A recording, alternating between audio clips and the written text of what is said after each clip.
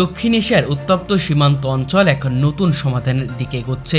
পাকিস্তান ও আফগানিস্তান সীমান্তের চলমান রক্তক্ষয়ী সংঘাতের পর উভয় দেশ ৪৮ ঘন্টার জন্য অস্ত্রবিরতিতে সম্মতি হয়েছে। এই পদক্ষেপ এসেছে আন্তর্জাতিক সম্প্রদায়ের চাপ ও স্থানীয় জনগণের বড় ধরনের মানবিক ক্ষতির পরিপ্রেক্ষিতে।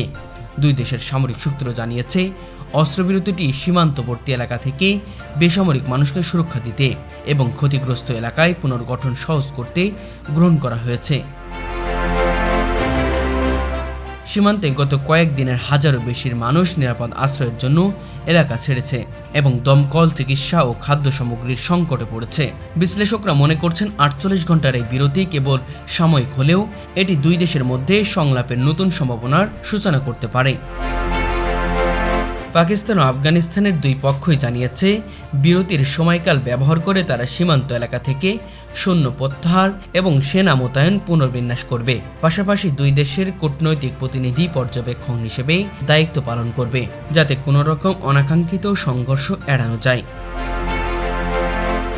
অস্ত্রবিরতি ঘোষণার পর কিছু পরিবার নিরাপদ আশ্রয়ে ফিরে যাচ্ছে, কিন্তু বিশাল সংখ্যক মানুষের এখনও অবরুদ্ধ অবস্থায় দিন কাটাচ্ছে।